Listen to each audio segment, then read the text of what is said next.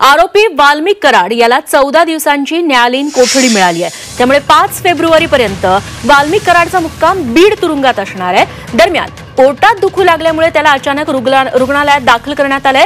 रात्री 1 वाजता वाल्मिकला बीड जिल्हा रुग्णालयात नेण्यात आलं। सध्या त्याच्यावर उपचार सुरू असून चाचण्यांच्या अहवालानंतर पुढील निर्णय घेतला जाणार असल्याची माहिती मिळतेय। नेमकं काय घडलं, वाल्मिक कराडची प्रकृती अचानक का बिघडली, पाहूयात त्या संदर्भातला हा सविस्तर रिपोर्ट। वाल्मिक कराडला पोटदुखी,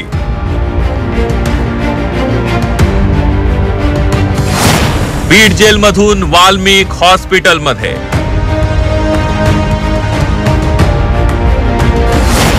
वाल्मिकच्या पोटदुखीवर अनेकांना संशय। मस्साजोगचे सरपंच संतोष देशमुख यांच्या हत्येप्रकरणी मोक्कांतर्गत अटकेत असलेल्या वाल्मिकला आता पोटदुखीचा आजार झालाय। बीड जेलमध्ये असलेल्या वाल्मिक कराड याला मध्यरात्री पोटदुखीचा त्रास होऊ लागला। डॉक्टरांनी तपासल्यानंतर त्याला जिल्हा रुग्णालयात दाखल करण्याचा सल्ला दिला। वाल्मिक कराड नावाचे जे आरोपी आहेत त्यांना पोटात दुखण्याचा त्रास सुरू झाला असं त्यांच्या जिल्हा प्रशासनाचे जिल्हा कारागृह प्रशासन आहे त्यांच्या मार्फत आपल्याला लेखी कळवण्यात आलेलं होतं। ऑन कॉल सर्जन यांना बोलावले आणि त्यांनी पूर्ण तपासण्या त्यांच्या करून त्यांना पुढील तपासण्याच्या सांगितल्या आणि त्याप्रमाणे त्यांना रुग्णालयामध्ये आपण उपचारासाठी त्यांनी दाखल करून घेतलेलं आहे। सध्या ते वॉर्डामध्ये उपचारासाठी दाखल केलेले आहेत आणि त्यांच्यावर पुढील उपचार आणि पुढील तपासणी करण्याची प्रक्रिया चालू आहे। वाल्मिक कराडला हॉस्पिटलमध्ये दाखल केल्यानंतर संतोष देशमुखांचे कुटुंबीय अस्वस्थ झाले। वाल्मिक कराडला व्हीआयपी ट्रीटमेंट दिली जात असल्याचा आरोप धनंजय देशमुखांनी केलाय। या संदर्भात धनंजय देशमुखांनी एसआयटीच्या अधिकाऱ्यांची भेट घेतली। जामीन मिळवण्यासाठी वाल्मिकनं पार्श्वभूमी तयार केल्याचा आरोप धनंजय देशमुख यांनी केलाय। आरोपी हा आरोपी असतो, कुणी पण त्याला क्षणना सगळी वेगळी ट्रीटमेंट आहे। त्याचं उत्तर वारंवार लोक म्हणजे लोकप्रतिनिधी आहेत, समाजसेवक आहेत, सामाजिक संघटनातील लोक आहेत विचारतात। याचं उत्तर अजून तरी कोणी प्रशासनाने दिलं नाही। बेल मिळावं ह्याच्यासाठीच हे ग्राउंड आहे का काय, तुम्हाला कसं वाटतं? बेल मिळण्यासाठीच हे ग्राउंड आहे।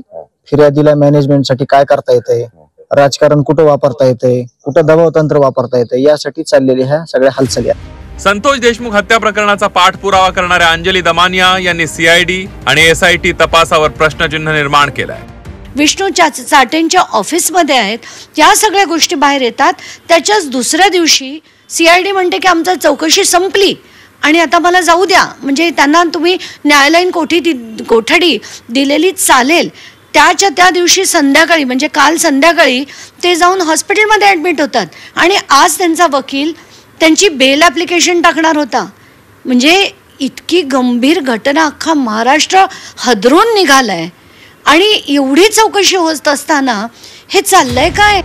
दरम्यान वाल्मिक कराडच्या वकिलांनी स्वतःहून जामीन अर्ज माघारी घेतलाय। खंडणी प्रकरणातल्या जामिनावर बीड सत्र न्यायालयात सुनावणी होती, पण त्यापूर्वीच वकिलांनी जामीन अर्ज माघारी घेतलाय। जे आरोपीच्या वतीने तो जे जामीनचा अर्ज आहे तो विड्रॉल करून घेतलेला आहे, म्हणजे काढून घेतलेला आहे। त्याच्यामुळे नेमकं काय कारण असू शकतं? नाही, त्या विड्रॉल प्रोसेसमध्ये काय कारण दिलं नाही, त्यांनी फक्त काढून घेतलेला आहे। वाल्मिक कराड हा फरार असताना देशभर फिरतो, पोलिसांना गुंगारा देतो। या काळात तो धडधाकट असतो, पण जेव्हा अटक होते तेव्हा त्याला स्लीप ॲपनिया होतोय हे न कळण्यासारखं आहे। आता तो बीड जेलमधील मुक्काम चुकवण्यासाठी पोटदुखीचं कारण पुढे करत असल्याचा संशय व्यक्त होऊ लागलाय। ज्ञानेश्वर पतंगे, झी 24 तास, मुंबई।